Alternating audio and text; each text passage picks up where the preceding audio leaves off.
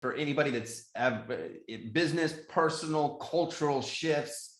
You know, we obviously have a lot of divide in the US and around the world right now, just culturally. And, you know, race is something that's brought up a lot. And we had this conversation off topic.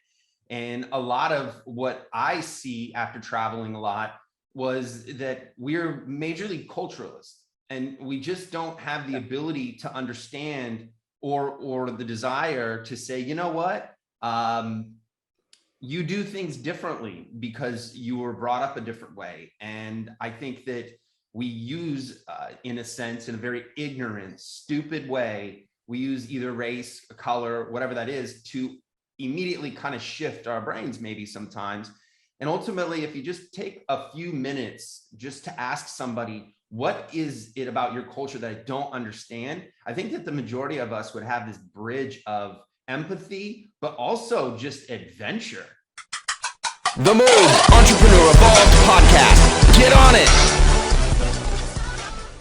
All right, here we are back with another episode of Moved Entrepreneur Evolved. And I've got Jon Nutt here with Full Metal Dojo and the Flight Circus, the ultimate promoter from Asia, now into the USA. And this is one that I've been excited to bring on for all of you guys, for the pure fact this charismatic leader here is someone that you can follow and see so many things. Jon Nutt, how are you doing? I'm doing great, man. Again, I'm a very positive individual, so I'm fantastic. I'm in a good headspace, in a good place mentally, physically, doing just fine. So I have no complaints. So I got to do this, and I got to start this off right, because I don't think that I would probably look back and say it, but I'm going to go ahead and try this. All right, you tell me how I do. Tell me how I do. You ready for it? Oh, hey there, Jon Nutt. Full Metal Dojo. Full Metal Dojo. There it is, brother. Yeah, man. You nailed it. You nailed it. Ultimately, there's a great story about that, and we'll probably jump into that in a minute. But ultimately, you know, that is considered a great way of marketing, which is your consistency of utilizing your brand, utilizing what you do, and putting yourself on the map. But I want to pull things back a little bit. We're going to go into your travel experiences, cultural experiences, and then how we get into business. But I think one thing I thought I'd go back to, one thing in social media is that most of us really don't start this whole Facebook storyline until about 2008. You know, that's when kind of things broke in there. But maybe we can go back a little bit. You have a entertaining personality, but because Facebook only takes us so back, and you have been putting yourself on Facebook ever since, take me back a little bit further. What was it that got you to be an entrepreneur, entertainer, facilitator of people? Where did this start, maybe in your youth? Well, again, I've always been like the odd duck. Are you with me? I've been the black sheep. I've been that guy. I never really went, you know, my parents wanted me to obviously graduate from college, and I went to a very good college, Trinity College in Hartford, Connecticut, one of the small Ivies, you know what I mean? And I did not graduate. I'm the guy that like left, and I went out to LA, and you spent some time there, and I did some USC film school for a little while. And I remember one of my professors were like, you know, if you're looking to be a producer, you need to produce. You need to find people that are willing to give their monetary support towards whatever project you want. And that was the same time that I started traveling quite a bit. I was working for a bunch of security companies. This is post 9/11. So security was doing very well. I was working clubs, but I was also working for IMS, Israeli Military Services. Aaron Cohen, who has like some good books, and he's still doing his things. He's gotten into Hollywood. And I mean, I had a couple big ones, man. I mean, my first trip to Thailand was 2004, pre-tsunami. And if it wasn't for the tsunami, I wouldn't have gone back. I mean, I was on COPP until the 24th, left to come back here for Christmas because I didn't want to be a bad son to my mother. And the tsunami obviously happened on the 26th. So I missed it by 2 days. And when it happened, I remember going back to working security gigs, and it was like, I'm going to raise money and I'm going to work for the high BP and do a little nonprofit work, go rebuild the island of Koh BP. And where, you know, obviously Leonardo DiCaprio did the beach and all those fun times. And when that kind of started everything, I knew I was going to be trying to live abroad. If you've ever been to Thailand or if you've ever tried to live abroad, you don't have, because you are an immigrant, whether you call yourself an expat or not, you are an immigrant. You don't have the functionality of getting the jobs that you normally would just by being in America. So I can't go work at a Walmart. I can't go work at a 7-Eleven. I can't go work as a bartender because your work permit only allows you a certain amount of opportunities, right? Mm-hmm. So you can't get the regular jobs that you would fall back on in your own country. You can't be a taxi driver or an Uber driver nowadays. So shuttling around. And that's because those licenses, especially in taxi and these, they were only given out to the Thais because it was almost like, I think 100%. Ultimately those jobs, especially in countries, it's like be a police officer or be a taxi driver. Yeah, of course. And here it works the same. If you come from Mexico and you might be the fittest Mexican that there is, you might be able to speak both languages, but you can't get a job as a fireman. You know what I mean? You can't. So it's the same thing for me over there. So you had to maneuver your way around and learn the waters and adjust, and you can open businesses over there. And by opening up a business, that once again sets you on your entrepreneurial way. You know what I mean? And I had multiple businesses. I had a gym, I had a bar / guest house. And then I worked with Dare Fight Sports, being the leading and the like kind of original foreign based, excuse me, sorry about that. Okay. I'm coming back, right? There you go. Foreigner owned first MMA organization, 2010. First ones to actually be putting fights in a cage. The UFC was still in the Zuffa area.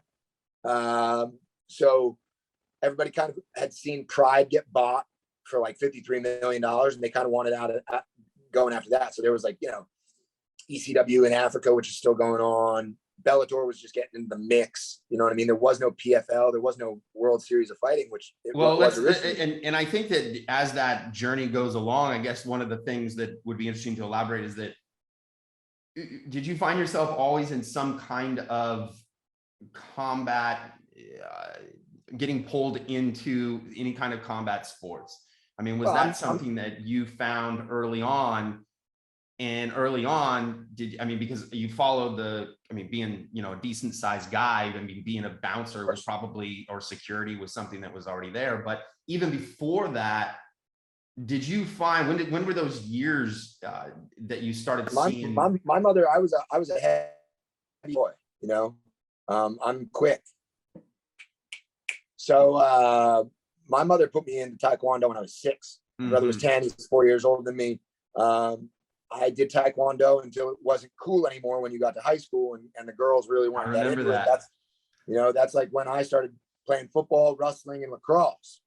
And wrestling gave me the background in '93. The UFC obviously started with Royce Gracie doing that. So I got into Brazilian Jiu-Jitsu when I went to college, learned of Muay Thai when I went to LA. And then people that I bounced with and did martial arts with would go over and fight in Pride in Japan, and would go over to Thailand and cut weight and do their training over there. So I knew of camps. And when I went over to Thailand originally in 2004, I went over there to go to Sit Yod Tong in Pattaya and go down to a Patong boxing gym in obviously Patong, Phuket. And yeah, martial art, I don't like to, again, I'm like most entrepreneurs, I don't like to put myself into just one category or one box, but I am a lifelong martial artist. I study the 5 families of, I'm a Wu-Tang guy. I know how to Shaolin salute. You know what I mean? My horse stance is just dandy, So, yeah, man. So I've been doing it all. And martial definitely showed me the path and showed me the ways of getting into certain things. And again, I'm a grinder, and that's the way that I've been flowing, and since 2010, yeah, it's funny because obviously social media has become like the #1 marketing tool, but I'm still against it. I'm a super hypocrite, admitted hypocrite, admitted oxymoron, jumbo shrimp, if you will. Yeah. And, I never did, what was the first one? I never did the, what was the first one that everybody liked? Not Facebook, MySpace. Oh, MySpace. I never did MySpace. Facebook was my first one, and I knew how it was going to be used. So I've never used it on a personal note. I've always used it to comedy, combat sports. Those are the two that I use it for. But like you can see on my Facebook, I don't have any categories. I didn't fill out any of the CV the resume that Facebook wants you to go with. I've done it for other people because I've run other people's social medias. So, I mean, I think it's very easy because I have that pathway in my brain that I can look at things that way. Manners were a thing that were never brought to the internet. I think that you're right. I mean, I think but I think that also that's probably, and you're talking about combat sports. I always say, that you get popped in the mouth one time in your life in manners of what you're saying. There's something that just kind of keeps your mouth shut, unless you're somebody that's basically has the ability to say, when I see you, I'm gonna pop you in the mouth, or yeah. I know that I can get popped in the mouth. So ultimately, when you go, you show up into Phuket, and I think that your story has a lot to do with exploration, right? It has to do with, hey, what is over there? Why is it that I'm going over there? And then I think also I have a good one for you. Yeah, I have a good one for you. I don't know if we've ever talked about this, but I also know the moment that like I was like, oh no, fuck this shit, I'm out of here. In 2005, I was coming back in, again, November, December of 2005. I was coming back from doing 9 months over in Thailand. I was living on Koh Phi Phi, small island, no cars, right? No cars. And in 2005, if you weren't driving an Escalade in LA, who were you? That was the time where the SUVs blew up. Most of my friends were young, hip Hollywood at the time. So I was good friends with Garrett Hedlund. He was in Tron. He was in Friday Night Lights at the time. He was with Paris Hilton. He was with Lindsay Lohan. He was with Kirsten Dunst. I think he's married to one of the Emmas. I don't know which one, but so you never had a woman problem. Never had a female. No, I've never had a woman problem. And I always did well on that. And I was boys with DJ Catrona. I was boys with a lot of hip young Hollywood. Which falls in the line of, and even at the time there was so many of those guys that even followed fighting and martial arts, and of course the underground conversation. DJ is still like best friends with Wilmer Valderrama, and that 70s show was like still kicking off at that time. And I'll never forget, they picked me up from the airport in the old Escalade, and they drove me up to the Xbox 360 release party, and Garrett's playing Xbox 360 next to Snoop Dogg, right? And man, there were 4 of us that went up, and the 3 are like kind of big time actors and still doing it. And there was me, and I remember my boy DJ was like, "Go grab the drinks and come back." And I went over because because we're friends, right? Wasn't like I wasn't anybody's bitch or anything like that. But this also has to do with it, because the guys were like, "Who are you with?" And I was like, "I'm with Garrett and them." And he was like, "Oh, you're with Garrett and them?" So who are you? What do you do? And I was like, "I'm John. Just got off the plane from Thailand. They wanted to bring me here." And the dude goes, "Oh, so you're Turtle." And Entourage was in the first season of Entourage. And I hadn't seen it, and I had no idea what he was talking about. And a few days later, I watched the first episode, and I was like, "Oh shit, he's calling me the lackey." I was Turtle. I was the Entourage guy. And I remember being like, "I'm not the Entourage guy. I'm the quarterback." I'm the quarterback, mofo. Yeah, like, no, and I remember being like, I remember asking for girls' numbers in LA and having them be like, "Well, what kind of car you drive?" Because that was the thing. There wasn't any like Tinder or any of those type of, sites. And you met people at the bar. You met people face to face. And I had the gift of gab, so I was always fine. But I remember girls being like, what area code you live in? Again, like if you know LA, which you do, you need to have a 310 area code, right? If you say you're from like the 818, You're in the valley, son. You're in the valley. You know what I mean? I ain't hanging out with people from the And valley. during those times, it wasn't like, I'm just gonna change my number. It was like, yeah, you couldn't get on that. So I remember being like, I just came from an island with no cars, and now I'm in Escaladeville, and I just don't want to be in Escaladeville. I'd rather, like, also, as you know, when you get over to Thailand and you're a big strapping man, dime a dozen, them ladies love us. You know what I mean? So I mean, what are you 6'7"? What are you? I'm 6'4". Yeah. Well, I mean, when you stand 6'4", next to you, 235, 6'7". Yeah. You know, but yeah, I'm a defensive end, you know? So, yeah, again, like that comes into play a lot with the keyboard warriors these days. I love meeting people that are like, yo, I'll beat your ass. I'm like, you're 155. You will not. I apologize. You're the size of my leg. You know what I mean? And you are, you know, it is definitely, you know, we get into these keyboard warriors and we have a lot of people that do that. And I do say this, and ultimately I always tell people, I better close this thing out because we're going to get tapped a bunch of times. So let's see. Close this little thing.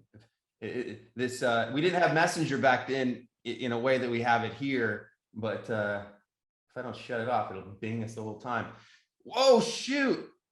I'm going to have to, dude, I had to switch to gallery mode. So basically it's going to show me on top. I let you be quarterback from the beginning. Now I'm going to go ahead and jump on in, and I'm going to have to give you some plays. So anyways, what I was going to say is, so I remember, and it's interesting just to show you kind of the power of the internet and kind of going into kind of pulling you back, because I think that this story of the transition is like so important on your story. And I landed, I think, in Thailand in 2011, I think, maybe even a little later. But ultimately that was where everything kind of started kicking off.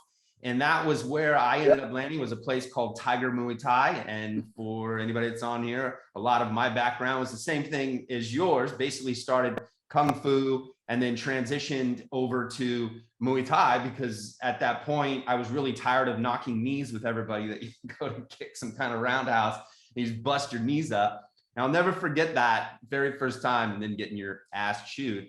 But ultimately, I remember kind of landing through there and kind of landing in Thailand, going through that whole process. Now, you had already been there for a while, but I picked up social media, and I remember this so distinctly. I knew that this was the transition. I knew a couple of times of transitions back in the day of information on the internet, but where the biggest move I found in, as far as like this is going global, was I landed in Thailand. I landed in Tiger Muay Thai. And as I get into Tiger Muay Thai, I'm looking all over, and the Thais, these Thai fighters, I mean, they're sharing computers. They don't have anything. And I don't know if you remember this distinctly, but it's like they're sitting around the computer and they're getting people from around the world going, oh my God, this is where the movie Bloodsport and Kickboxer was made. This is Tom Poe. This is, you know, this is where it was actually created. And you're seeing them become like little stars. And I remember distinctly, there was a fight Beatdown, which I'm sure that you could talk. Were you ever a commentator on? Yeah, I was a commentator for the Barbecue Beatdown. So the Barbecue Beatdown, and a Barbecue Beatdown comes down. You and I had never met, nothing like that. And you came up to me, you're like, "What's up, Starbuck?" And you freaking gave it. And I'm like, how did that even happen? And so just that moment of going, you were friends with, I mean, like, there was the Will Elliots, there were the Robin Merrills, there were the Danny Bocci's, as we know. There, and you were training with Tit, who was my trainer in like 2007, 2008. So I knew who you were through the FB. And again, you were doing real well on that video stuff. And I remember being like, I know who that dude is without even knowing who he is. What's up, Starbuck? I'll never, it was like, what's up, Star? And I remember here comes this dude. I guess I thought you were 6'7", because, you know, you don't wear shoes in Thailand. So I'm standing, I'm just like, dude, this dude's coming up and he's big and he's happy. I just remember going, this guy's happy. And then from then we just kind of connected and we kind of stayed friends. But I think that kind of going back just a little bit on, let's talk a little bit as far as like business in a sense of the promotion of fighting, because that's where I think when you did the barbecue beatdown, was that kind of a trigger for you of, wait a minute, there's something going on in the ability to promote fights, bring people together. And in a way it was, I mean, at the time, I think barbecue beatdowns were like, hey, this is the non-violent way of doing it. Right. But still people condone. And was that one of those moments, because you hadn't done anything in the fight game to that, had you? The barbecue beatdown was, well, so I was commentating and doing the MC work at Patong Stadium on Monday, Thursdays, and Saturday nights. And I was also doing the stadium work out on Koh Phi Phi on like Wednesdays and Fridays. And the barbecue beatdown, what I learned from that was that they actually were more profitable through their alcohol sales, food and beverage sales. And ticket sales have always been for the tourists, right? The Thais don't pay for tickets. So the beatdowns did very, very well. And I was friends with Will Elliott, who was the general manager at the time. And I was learning about the money that they were making. And they were making more than Patong Stadium and things of that nature. Now, I always came from like, I'd held parties, you know what I mean? I worked clubs. So I think a lot of promoters in the fight space think that they're going to do a product and it's going to compete right away with the UFC if they get fighters that are just as good. But that's not actually how it works. If you break down the promotional level, how do you make money? How do you make returns on your investment? Where does the capital come from? Ticket sales, food and beverage, merch, sponsorship deals, broadcast deals, pay-per-view sales if you're big enough. You know what I mean? So like I knew already from owning bars and doing that type of thing that you needed to, once again, like you need to get people in, you need to get people saucy, you need to get them drinking, you need to upsell alcohol, you need to upsell tickets, you need to give away a certain amount to be able to gain a certain amount. And I think a lot of people that are going into there, like another great example is everybody always thinks that the camps are going to support you.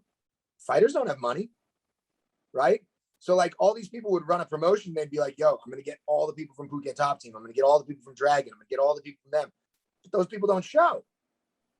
The people that show up are the people that have disposable income, the tourists, the ones that, once again, make money that are in their 40s. And I was just social enough that I would have my own following. My following would bring more people than, you know, when I would do the emceeing at Tiger, Will would pay me well, because if you're paying me 15,000 baht, which isn't that much, $500, you know what I mean? You're paying me 15,000 baht, but tickets are 1,000 baht. Is he bringing 15 people? Yeah, I'm bringing 30 people.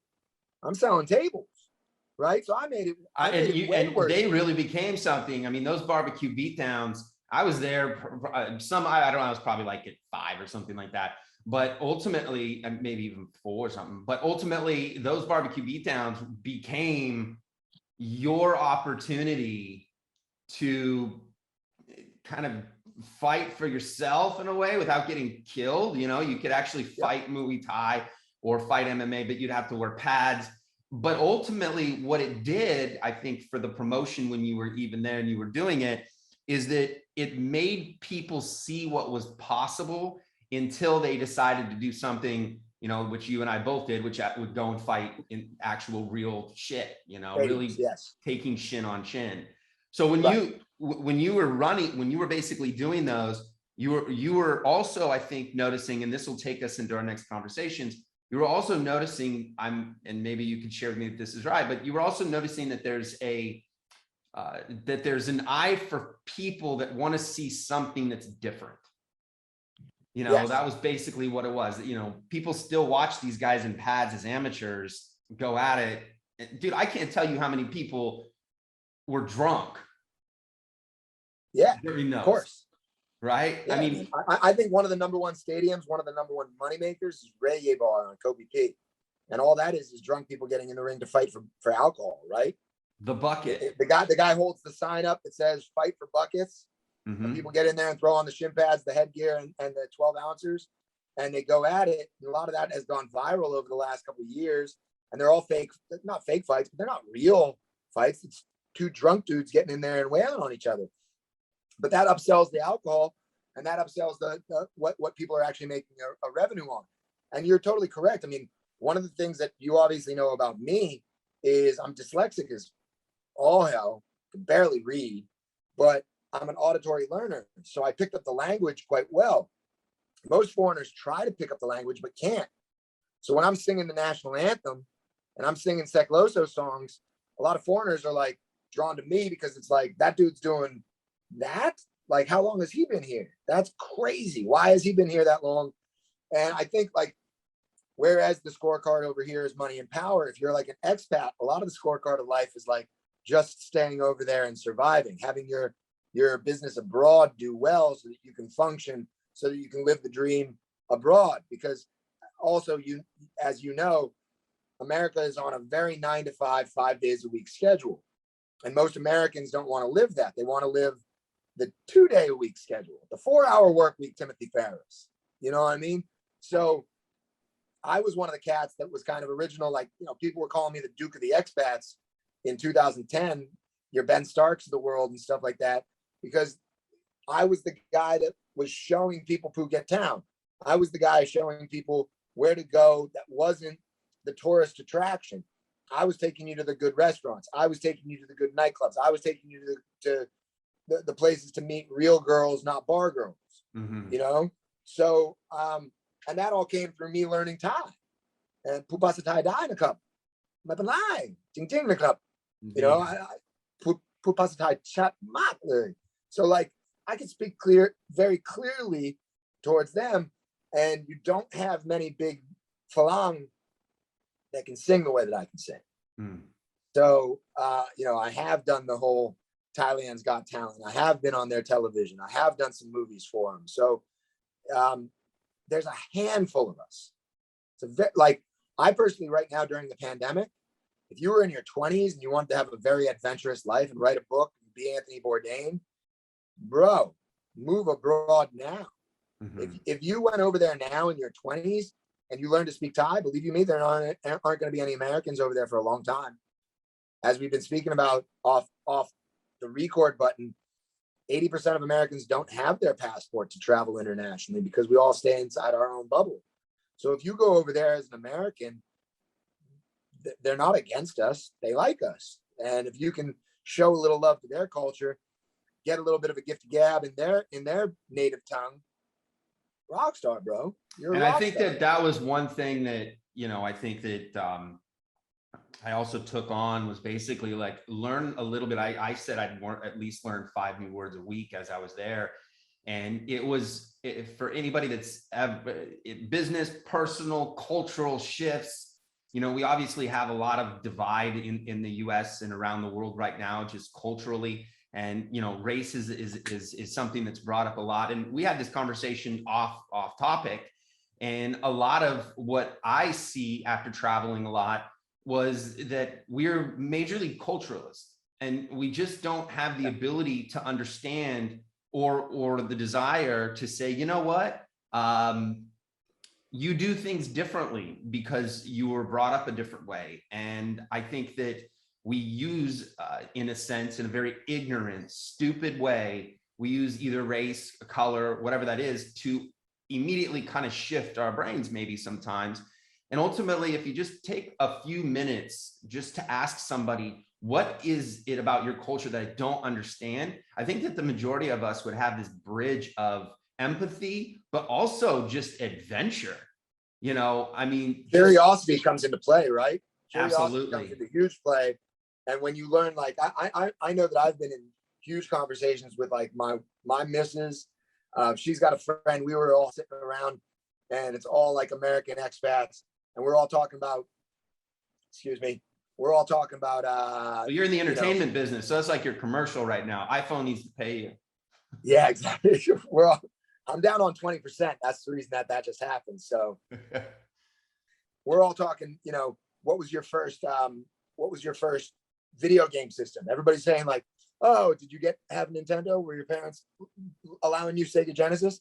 And then it got to the Thai person. They were like, yo, what video game system did you have? And she was like, rocks. My parents let me play with rocks when I was a child. And that is very awakening, you know? Sorry, I'm plugging in so that I can recharge, you know? I dig it. But yeah, man. So you move, so you basically, so now you've got yourself, you had some opportunities when you were in going over to Thailand, concepts of raising money. You went through that of trying to say, look, I'm going to raise some money and I'm going to start putting myself in a position to, I think you were saying in another conversation we were having before, that you were raising money to maybe do nonprofit and go that route. So you kind of understood that there's this sense of raising money has some value to it. You didn't know that you were going to be able to use that skill later. So fast forward, you now are in a place where you've realized the entertainment business, with also correlations with people that you have that have, you know, obviously been in the entertainment world, as you would talk before, the nightclub world. This started to create this character for yourself. And this is something I think I want to kind of transition into for you, is that you then are doing a few businesses, and then all of a sudden you come up with this idea, and it was Full Metal Dojo. And we we had a great night. We ended up downtown in downtown in Bangkok, you and I remember we ended up going out having drinks, and I definitely had more drinks than I probably should have. And I'll tell you, for anybody that's traveling, Thailand's probably the safest place at 3 o'clock in the morning than anywhere I've ever been in the world. And but I remember at the time we went up to your buddy's apartment. I don't think it was Jeffrey. I remember who it was. Who was it? George. And we go up there, and he was upset because I couldn't play a certain guitar song. He was like, well, you can't play guitar if you can't play I can't remember what it was. What was it? Simple Man by Simple Man. That was it. He's like, you play all this stuff, but you can't play Simple Man. And he gave me a hard time. And then I left, and I got a story about that. Obviously, we do have stories.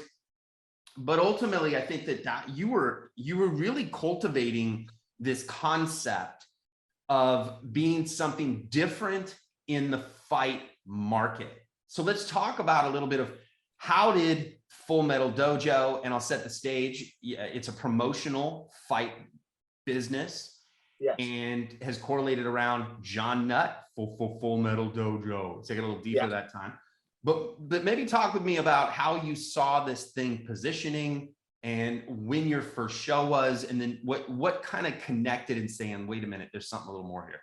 I had done Dare Fight Sports, which I still think is like kind of artistically the best one that I've done. The guy Yane and the Finns that I was working with were genius with the art. The problem was the moment that I kind of got removed from that, I recognized that like all of them, they're all like, you can get kicked out of your company, whether you're in food, you know, whether you're in Swanson's or whatever. And I didn't want to get kicked out of my company. So with me being the majority shareholder of Full Metal Dojo and Kingdom Company, I knew that I wanted to revolve it around myself the way that Anthony Bourdain was revolving himself around Kitchen Confidential, and make it about the American that's throwing the fights over there, like Mr. Han from Enter the Dragon, you know? And that way I could always be doing a very dirty 80s, 90s action movie, you know, sharing the love of film with anybody that was an American, going after that blood sport, going after that kickboxer, going after that real underground feel. And that would be associated with me, so that, again, if anything ever happened, I would still have my brand, my personal brand, that I would be able to go and execute that anyway and leverage off of that. So that was what the whole thing was, tying it to myself. I mean, again, not to be that guy, but when Dana White passes away, the UFC will continue, and it won't be a Dana White show. If Glory Kickboxing went into bankruptcy during this pandemic, but they've got new investors. But if Glory Kickboxing loses their face, they will get another face. Full Metal Dojo, I don't think, can get another face.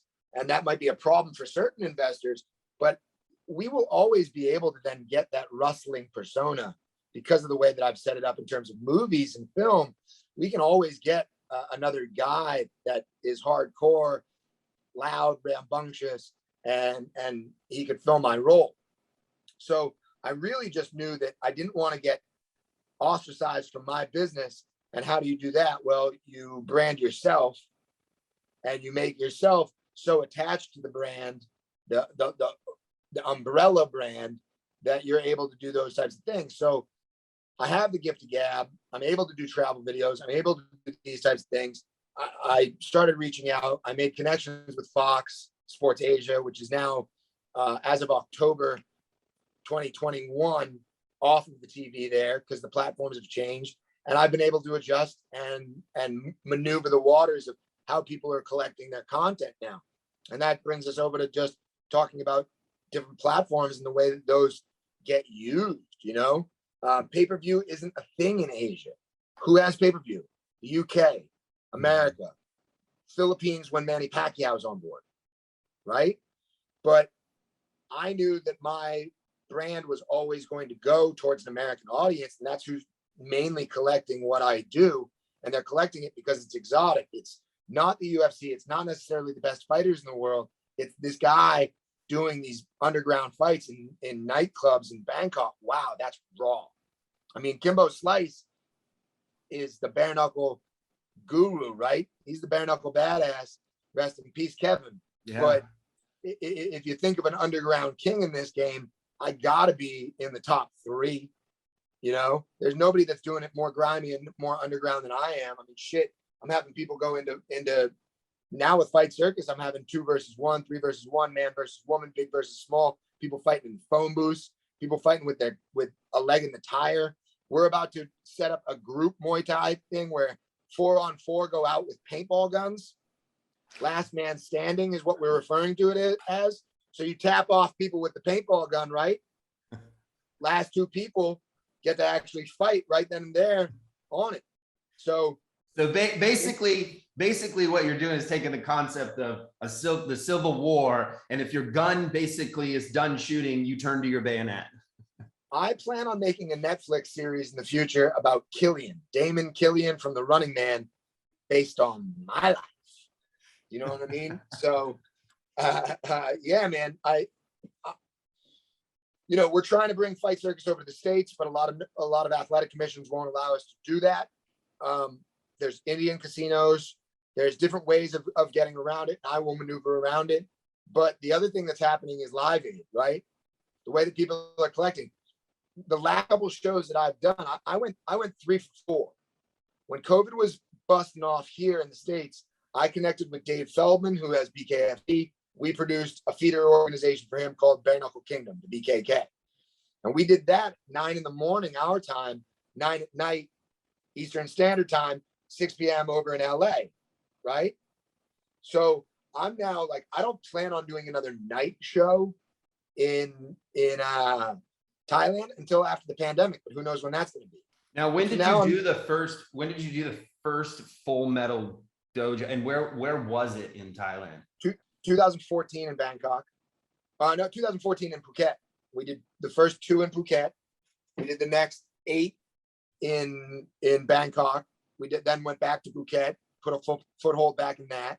And you used them around like 80s movie themes, right? Was Always. So I did like the Warriors theme, where we had the whole audience in motorbike vests. You know what I mean? We did Big Trouble in Little China. I remember that. You know what I mean? So yeah, we've been doing all that type of shtick stuff for a while. And again, like I do love, most people look at Dana White as he's the number one promoter. The number one promoter is Vince McMahon. Ooh. Entertainment is way bigger than sport. So, and again, like WWE is way bigger than the UFC. Sorry to say it, but it is. You have, what are the largest sporting events in America? Super Bowl, 67,000 people in Texas. And then you have SummerSlam and WrestleMania, 77,000 people in Santa Clara. So, I made this out on Facebook. I was talking about this and everybody thought it was a COVID talk. It wasn't. It was an event coordination talk. I just came from McGregor versus Poirier. You know, first show back for Vegas. Vegas opening up. Conor McGregor, biggest star in our industry. 23,000 people live in attendance at the T-Mobile. Biggest weekend ever for combat sports. Oh, wait a second. Over at the Allegiant Airlines Stadium, the new home of the Raiders, Garth Brooks, 64,000 people. And who do you think were drinking more beer? You think the Cowboys were drinking more beer, or the fitness fanatics? That is yeah. Well, it depends on how many of the Irish were able to make it. Weren't able to make it over, were they? They weren't able to make it over during the pandemic.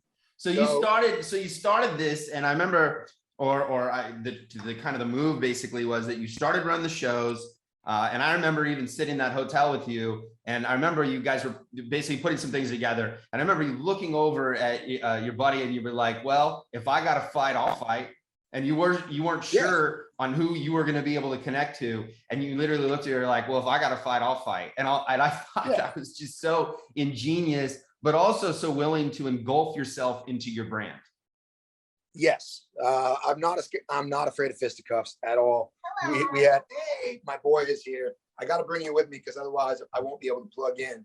But yes, I've done it on 2 or 3 occasions, but only 2 that like actually mattered, where that fell out and nobody else was able to replace.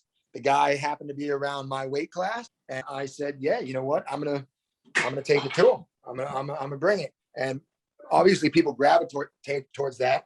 And the thing about it is, similarly to the Jake Paul situation that we have now, you know, people want to see me get my ass kicked or kick ass. Either one. Now, on an entertainment level, what do you think about that whole transition from, it seems like it's kind of right up in your alley, but I think those guys are genius. I think they are absolutely geniuses. I don't like them. I don't like the way that it's become. Does it do well for me financially? Yes, it does. Again, like it definitely, I hope I just charge. If I happen to cut off, Jason, that is because my phone just said it's on the 10%. You know what I mean? So is it starting to kick in? Yep, exactly. So I gotta move to upstairs, which I'm not afraid of doing. Just give me a second. Okay. Jake Paul and Logan Paul, those guys are geniuses because again, they know that they have strong followings. They have stronger followings than anybody in the UFC. They come from content provision backgrounds. Joe, I got to keep doing this, buddy. And they are able to take their crowd, who once again, so their fans want to see them win, and everybody else wants to see them lose. And the internet is a negative place. Just again, nobody ever had a. That's a great thing to tap into what you just said, and ultimately, it's people want to. Okay, let's tap into that. Would you say that ultimately, I mean, even you started off this entire conversation, you're like, look, I'm an optimistic person. And we even talked off camera. I was like, I just, at the end of the day, I'm living, man. This is, regardless of what it is, I'm trying to put a smile on my face. But ultimately, for what you just said, is the internet is a very negative place.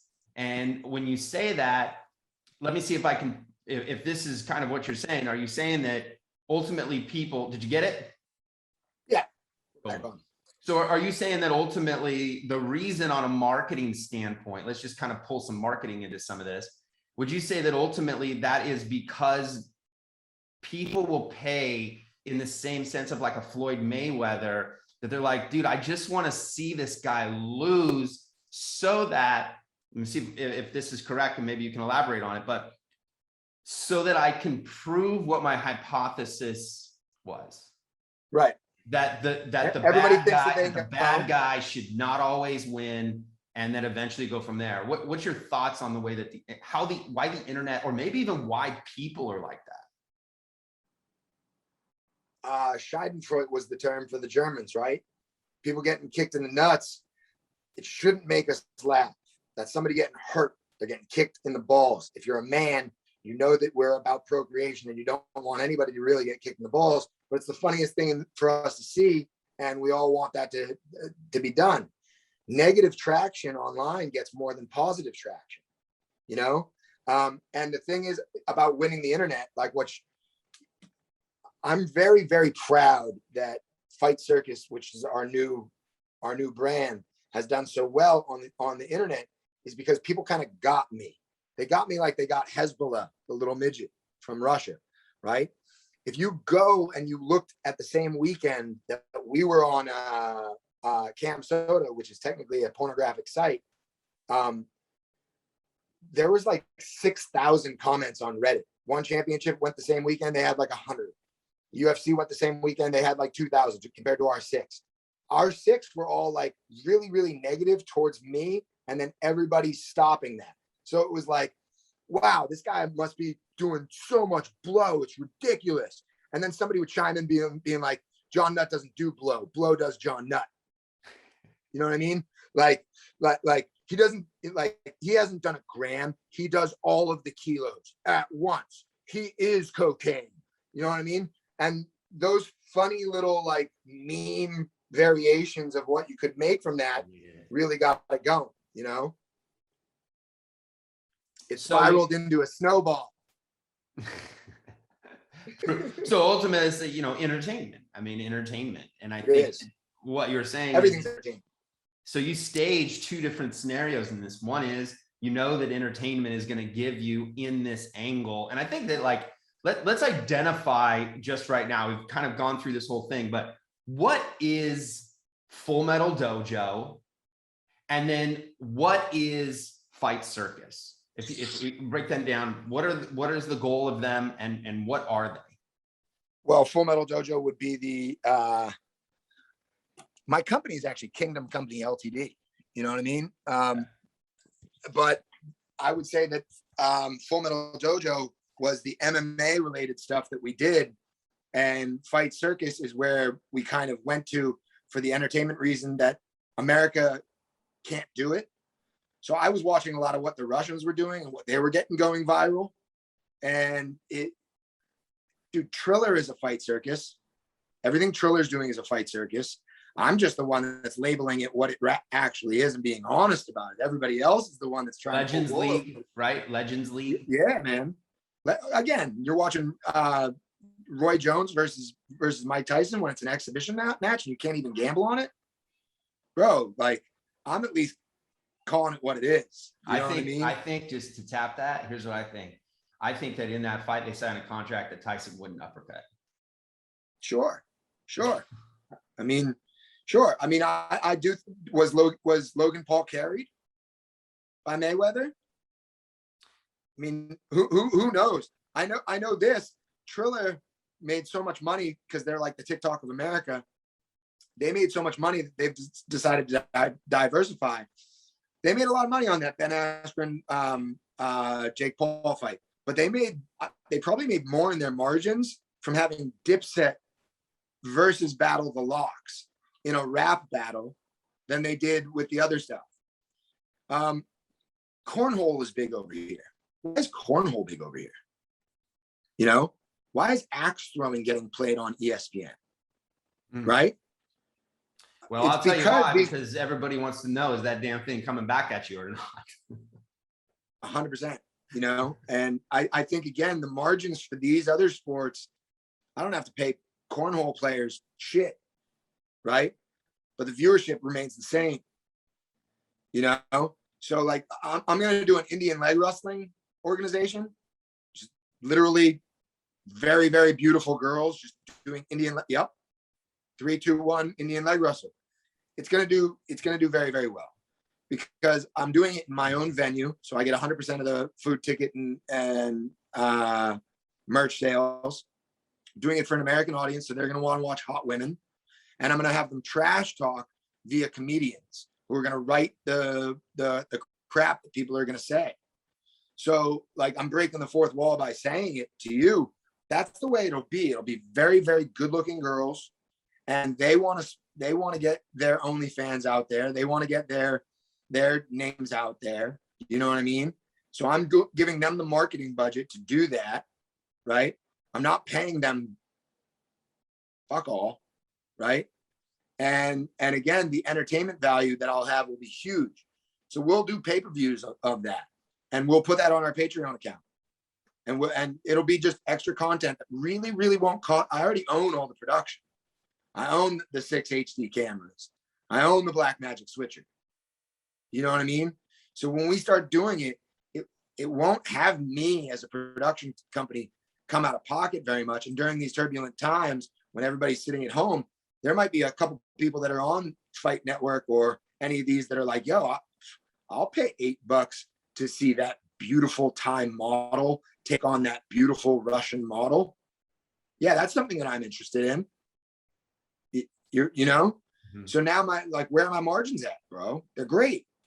You've cut your cost, you've cut your cost, you've owned the production, you've owned the equipment. And then when you show up, you're banking on the highest, the two highest things. One is negativity of seeing somebody get ripped off, whatever it is. And then also utilizing major entertainment and shock factor. I mean, just shock factor. Your shock factor. That was what was it? Joe Rogan's what did he do? What was his show before? Oh yeah, Fear Factor. Fear Factor. I mean, that was really it until they got to the point where they couldn't, eat sperm from a bowl or something like that. Exactly. I think that was like the turning point, I think. And who doesn't want to see bull sperm being eaten? There's so many people that can't turn it off, right? It just can't turn it off. The car crash concept. So exactly. And you know what? I don't know if you've thought about doing this one, but I think, who knows where it is, but what about just kicks only? Have you thought about just doing? We already did it. Oh, you did it. Then I missed it. We call it human cockfighting. Just like cockfighting. Only kicking contests. Yep. Yo, man, the other one that you'll love is we have new generational Siamese twins kickboxing, where we attach two dudes via cellophane. So I attach two guys to each other around their core, right? And then we have a shirt that we put over them. It has two head holes, but only two arm holes.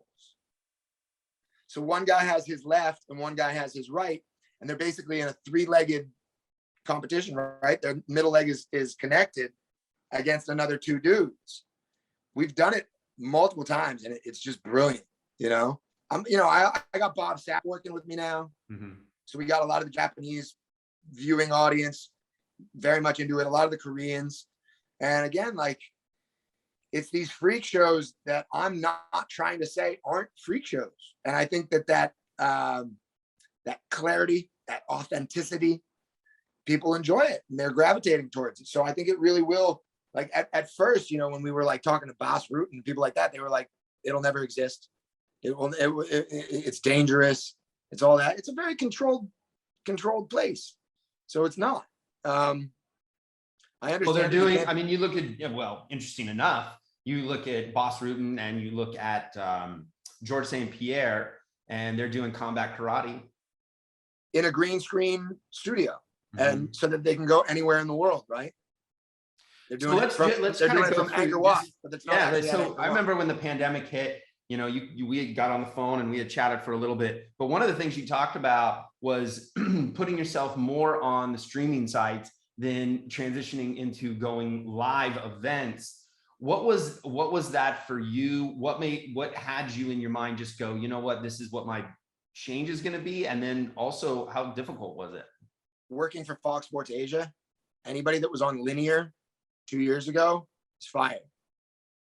They put all their money towards digital. So if you have a large company like that are once again trying to change their fan base, True Visions in Thailand has been screwed by Netflix. It's not screwed. Just more people want to subscribe to Netflix because it has more of what they want to watch than what's on Fox.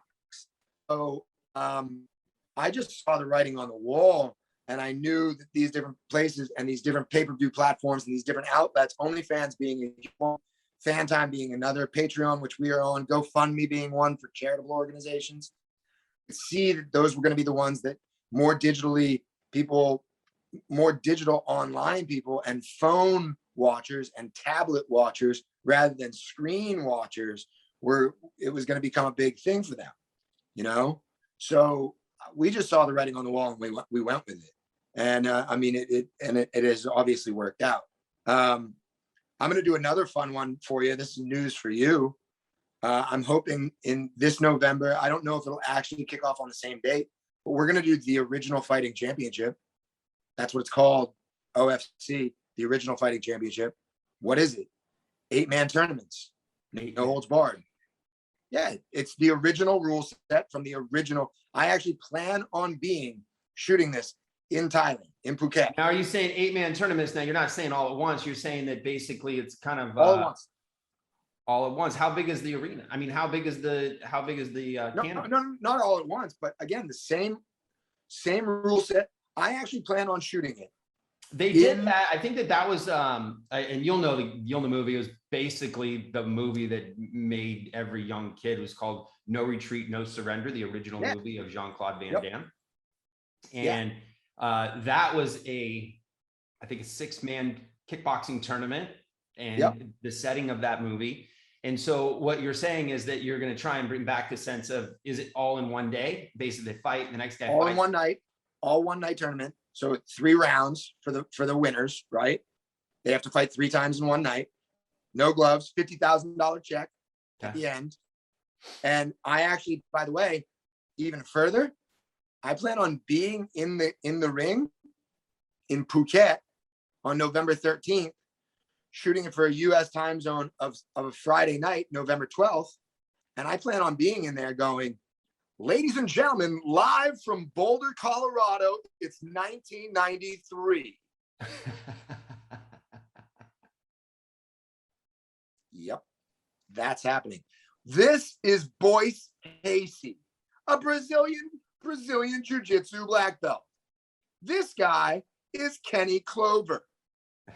Everybody's going to be like, oh, snap. He just ripped off Ken Shamrock. No, I didn't. That's my own intellectual property. His name is Ken Clover, not Ken Shamrock. I think a lot of your stuff, would you say that a lot of stuff, maybe in your youth as just becoming who you are, were you influenced from guys like Weird Al Yankovic or? Oh, yeah. Yeah. I actually have a children's book that I'm coming out with, The Full Metal Toddler. And it's called The Full Metal Toddler, Children's Poetry for Parents That Can Rock. That's the name of the book. You want one of the poems? Shoot. Start to smile. This is fun. About to get it done. A beaver build everyone. Plans understood. We're looking good. We're off to bite some wood. Tell the beaver builders to come. The river, it looks wide open. The temperature feels just right. My buck teeth bite. My claws clench tight until the river it stands. We're off to build the beaver dam.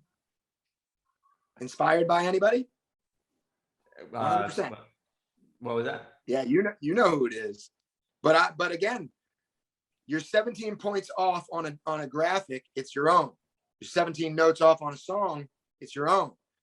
If I make it successful enough to the point where James Hetfield comes after me, I've already sold enough books. I'll give Metallica half. Yeah. Right? And I think that a lot of the stuff that... How about this one for you? Jump. Red crayon. You don't have to stay in the black lines. You're my favorite color. You can paint stop signs or Santa Claus. Red crayons.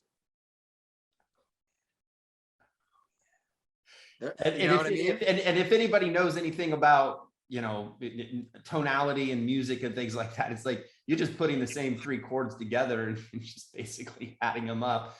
And yeah. Forklifts, we lift a lot. You can check the stats. Forklifts, we lift a lot. You can do the math. CG&E over and over. And you basically, you can NFT some of this stuff. Oh, of course, man. So I just got diarrhea. I couldn't make it to the toilet bowl. Well, I had a rumbling in my tummy, and I guess I couldn't hold. I think one thing that you are showing ultimately is that there's an audience for off the record stuff. And I think that what you have also displayed is that it's in correlation of what the biggest entertainment is right now. And in business, kind of correlating this back into business, is that you're basically going to the consumer with abstract art and saying, let's put ourselves in the spot of abstract art in a structure that you can now digest. To go a step further, generally people in niche audiences have disposable incomes. Oh, say that again. Niche to niche. Generally, people who like niche, like audience viewerships, have disposable incomes.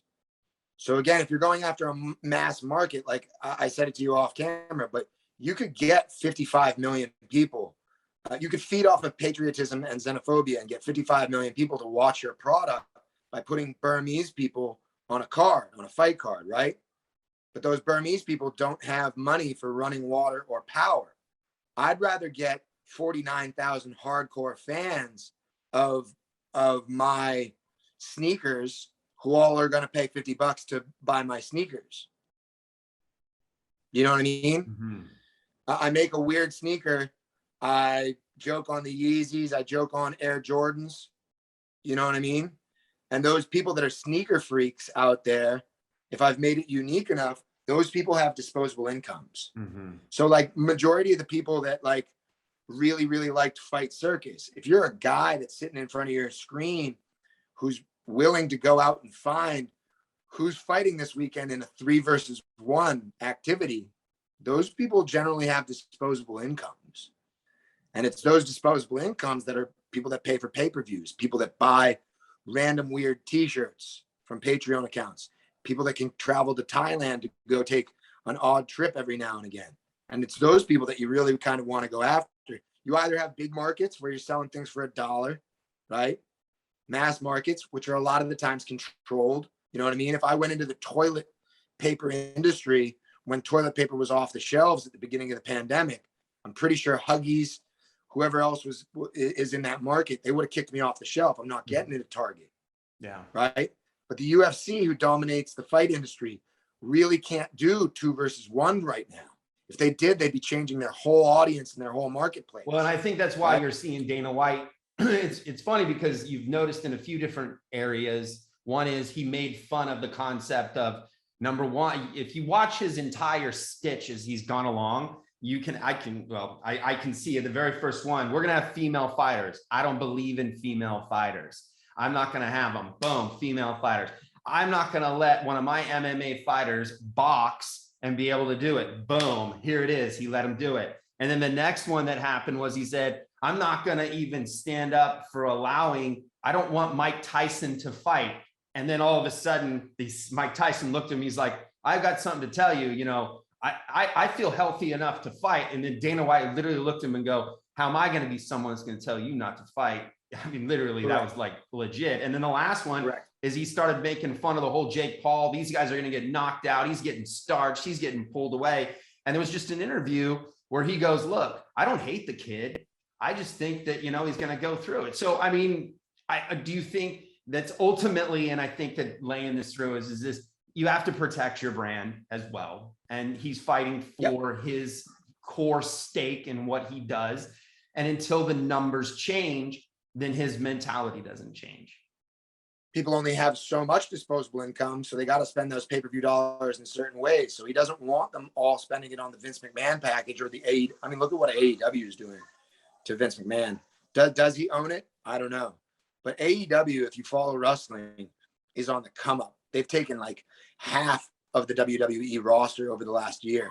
And I mean, it's like the old TNT versus USA battle. It's like the old WWE versus the NWO versus the WCW battle that's going on. And it's pretty fun for the fans to watch. But those people, you know, you get pissed off as a fan when you have to pay for ESPN Plus, and then you have to pay for the pay-per-view, and then you have to pay for the other pay-per-view. And that's why streamers are doing what they're doing and going so illegally. One of the things that I've found that has been very beneficial to us is using other marketing platforms that have large marketing, allowing them to have our stuff for an exorbitant price, and then putting mine for a price down on another platform. You with me? Because then basically using other people's audience. Yeah, of course. If you like AEW and what they're doing, you'll love what Fight Circus is doing. You know what I mean? Basically tapping, and a lot of times in marketing, they talk a lot about tapping into someone else's river, and you just basically in your canoe, and basically going there. Yep. Hey, Jason, I apologize, but I'm getting the yell at from. I just wanted to tell you, I was literally coming in. I was like, you know what, man, this has been an incredible opportunity. Jon Nutt, you and I could do this for hours, obviously. Yeah. But ultimately, I do appreciate you coming on the Moved Entrepreneur Evolved podcast. Where could people find Jon Nutt and Full Metal Dojo? Just Google fullmetaldojo.com, baby. Fullmetaldojo.com. FightCircus.com will lead you to that Cam Soda, but FightCircus.com is also there. Full Metal Dojo. It's where it's at, baby. All right. This closes out the Entrepreneur Evolved podcast. Thanks, Jon Nutt. If you like this episode, make sure you smash the like button and subscribe to the YouTube channel. Just like Nike is to athletes, Moved is to entrepreneurs.